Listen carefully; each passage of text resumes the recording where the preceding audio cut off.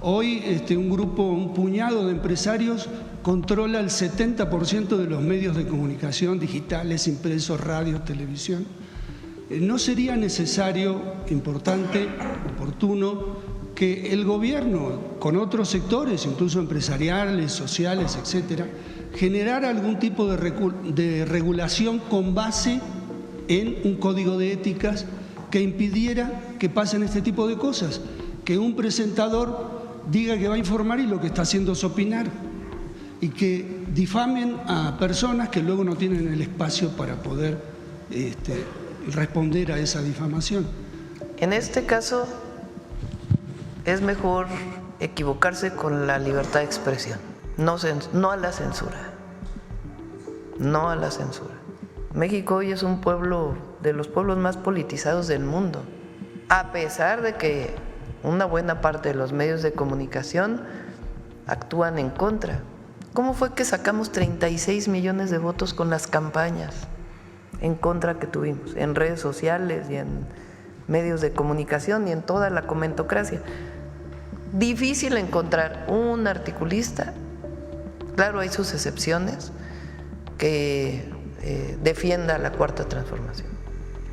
Difícil. Y aún así ganamos casi con 36 millones de votos, con el casi 60% de la votación. ¿Por qué? Porque lo que está pasando en México es único. Tengo aquí datos del Banco de México. México tiene un déficit de 172.602 millones de dólares. Es si su gobierno está analizando o analizará crear un grupo multidisciplinario que investigue a fondo las condiciones de este fenómeno que se está dando para saber si México se alinea en un lado o en otro o se mantiene independiente. Yo creo que alinear no es precisamente la mejor palabra, ¿no? Buenos días, Presidenta. Buenos días a todas y a todos. Daniel Moser, del Centro de Estudios Estratégicos Nacionales, director de Helios Comunicación y colaborador de Agencias de Información y Opinión, Periodismo Internacional Alternativo de Argentina, Portal Alba de Venezuela y Rebelión de España. Sebastián Lerdo de Tejada, a finales del siglo XIX, señalaba, o al menos se le atribuye a él, que la prensa se regula con la prensa. El expresidente López Obrador lo usaba a menudo como una referencia cuando trataba el tema. La cuestión es que en esa época, pues que la prensa se regule con la prensa es que un periódico liberal enfrente a un periódico conservador. Hoy un puñado de empresarios controla el 70% de los medios de comunicación digitales, impresos, radio, televisión. La pregunta es si, considerando que suele confundirse la libertad de expresión con la impunidad para difamar, ¿no sería necesario, importante, oportuno, que el gobierno, con otros sectores, incluso empresariales, sociales, etcétera, generara algún tipo de regulación con base en un código de éticas que impidiera que pasen este tipo de cosas? Que un presentador diga que va a informar y lo que está haciendo es opinar, y que difamen a personas que luego no tienen el espacio para poder responder a esa difamación. Gracias. En este caso es mejor equivocarse con la libertad de expresión, no a la censura, no a la censura. La libertad de expresión es esencia de la democracia. Nosotros, ¿a qué vamos? A la revolución de las conciencias. México hoy es un pueblo de los pueblos más politizados del mundo, a pesar de que una buena parte de los medios de comunicación actúan en contra. ¿Cómo fue que sacamos 36 millones de votos con las campañas en contra que tuvimos en redes sociales y en medios de comunicación y en toda la comentocracia? Difícil encontrar un articulista, claro, hay sus excepciones, que defienda la Cuarta Transformación. Difícil. Y aún así ganamos casi con 36 millones de votos, con el casi 60% de la votación. ¿Por qué? Porque lo que está pasando en México es único. Aquí es que los que gobernamos desde el presidente López Obrador y ahora venimos de un movimiento social, no llegamos impuestos por nadie y seguimos luchando desde el lugar donde estamos. Entonces, además ahí están muchos de ustedes que ayudan a abrir el debate, a poner otros puntos de vista sobre la mesa, todos los medios llamados alternativos. Ya no es lo mismo que antes, donde lo que se decía en la radio o en la televisión entraba como la verdad absoluta. Y también los medios públicos están haciendo su parte, que no son medios gubernamentales, son medios públicos. Y tienen que fortalecerse los medios públicos, que es parte de lo que queremos hacer ahora. Y también hay muchos medios que han aprendido, también, que así como iban, pues lo único que hacían era perder televidentes, se dice, audiencias. Con el caso de Elon Musk y Trump, me vino a la mente aquello que comentó López Obrador respecto de que un paisano le dijo que así como se separó el poder de la Iglesia del poder del Estado, se separara el poder económico del poder político. ¿Valdría la pena considerar separar también el poder mediático del poder político? El poder mediático, bueno, aquí está separado. La pregunta, Presidenta, es, en atención a estas condiciones en que se está desenvolviendo este pleito a escala global, hay países que se alinean o con Estados Unidos y hay países que se alinean con los BRICS y hay otros países que hacen el esfuerzo, porque no es fácil, de mantenerse al margen y negociar según sus intereses nacionales con quien sea en el momento que sea. La pregunta concreta, Presidenta, es si su gobierno está analizando o analizará crear un grupo multidisciplinario que investigue a fondo las condiciones de este fenómeno que se está dando para saber si México se alinea en un lado o en otro o se mantiene independiente. Gracias. Yo creo que alinear no es precisamente la mejor palabra, ¿no? Porque todos los países, estados somos soberanos, todas las naciones. El asunto aquí es que nosotros desde hace ya muchos años y en particular desde hace… ¿Cuándo se firmó el TEMEC? En 2000. En el 2020, con el nuevo tratado México, Estados Unidos, Canadá.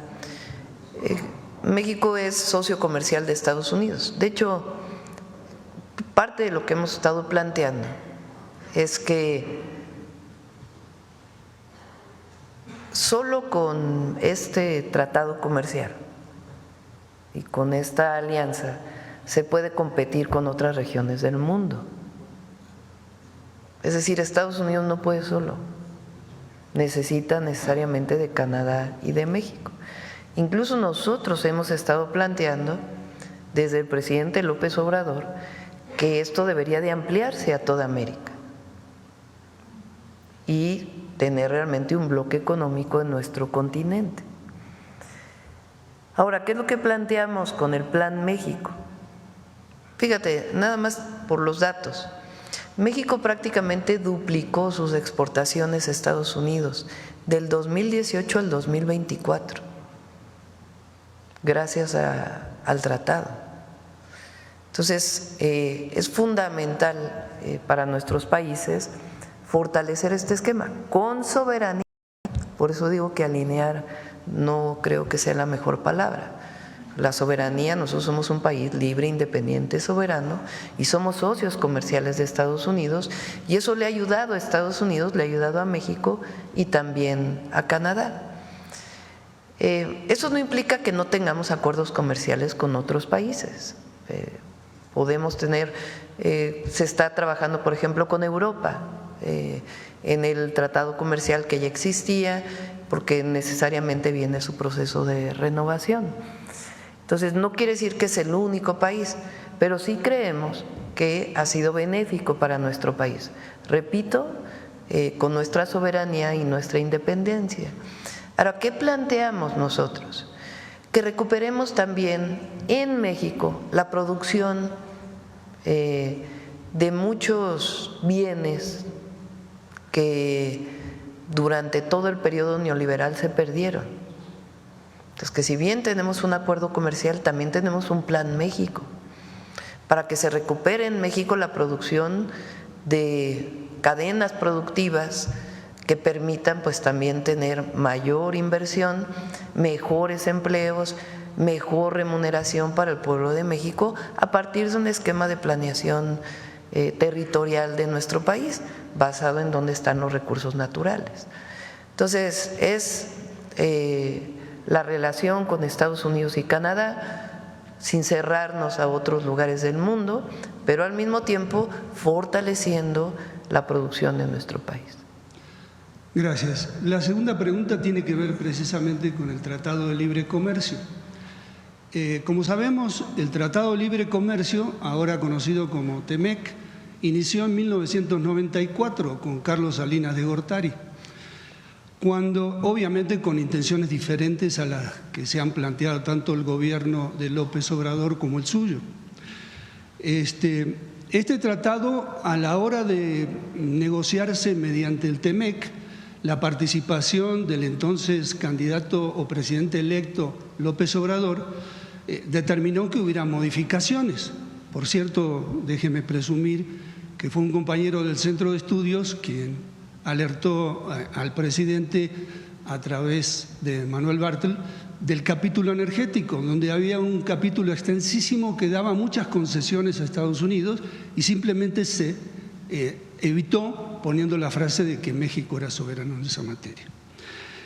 Tengo aquí datos del Banco de México que me llamaron la atención porque dice que la balanza comercial de diciembre de 1994 de enero de 1994 a diciembre de 2024, México tiene un déficit de 172.602 millones de dólares. Esto como antecedente. La pregunta concreta que le quiero hacer es si bien puede haber puntos beneficiosos de este acuerdo que viene desde 1994, respecto de los intereses de México y de su pueblo, ¿su gobierno analizará en profundidad o ya analizó los posibles inconvenientes que tiene el tratado respecto de los intereses de México? Es distinto el tratado que se firmó en el 2020 del de 1994. El tratado del 94, además de estar vinculado a todas las orientaciones de los organismos financieros internacionales para que México tuviera un modelo de desarrollo neoliberal, tenía un elemento central que era utilizar a México con una ventaja competitiva, la mano de obra barata. Y eso le hizo mucho daño al país, porque fue el periodo en donde el salario mínimo no creció. ¿Cómo puede un gobierno asumir que tu ventaja competitiva son los salarios de hambre de tu pueblo? Eso cambió en el 2020, porque a partir del 2018 comenzó a incrementarse el salario mínimo y con ello el salario medio del país y con ello la disminución de la pobreza, además de los programas de bienestar y de otras acciones que se han desarrollado, y con ello también la disminución de las desigualdades o la reducción de las desigualdades. Entonces es distinto el marco en el que se firma uno y el otro tratado. En el 2026 viene una revisión, que es una revisión menor, y nosotros creemos que se va a dar esta revisión en acuerdo con el gobierno de Estados Unidos y de Canadá, porque ha sido benéfico el tratado para los tres países. Entonces, La diferencia sustantiva es que cambió el régimen en México también y que ya no es la integración perdiendo soberanía, que eso era lo que existía antes.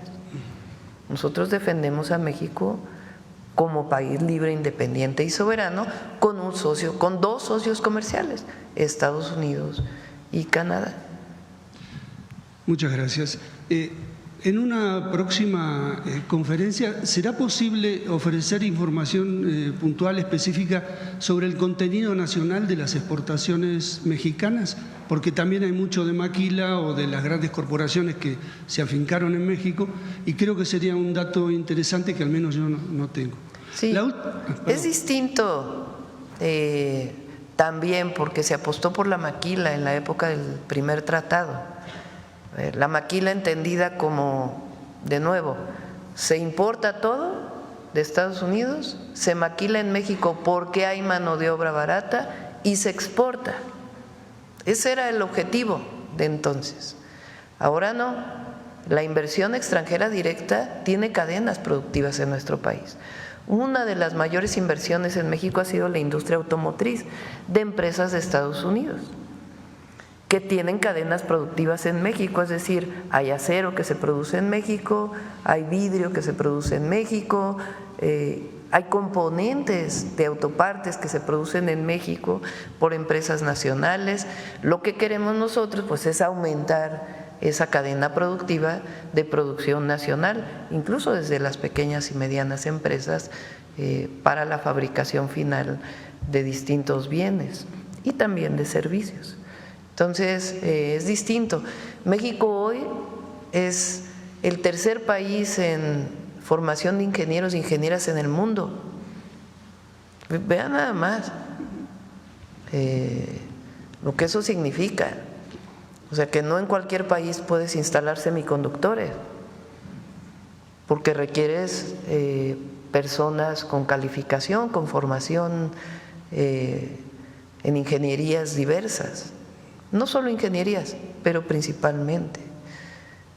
Y no por eso vamos solamente a formar ingenieros e ingenieras, también queremos historiadores, también queremos filósofos, queremos que México tenga a sus jóvenes en las universidades y que podamos seguir formando desde científicos hasta humanistas y artistas. Eso es lo que hace todavía una potencia mayor de nuestro país. Pero es distinto el modelo neoliberal a el humanismo mexicano y cómo bajo este nuevo régimen y modelo se aprovecha la relación con Estados Unidos y Canadá por la integración económica que existe, pero con una visión completamente distinta. Ponemos por encima de todo el bienestar del pueblo de México.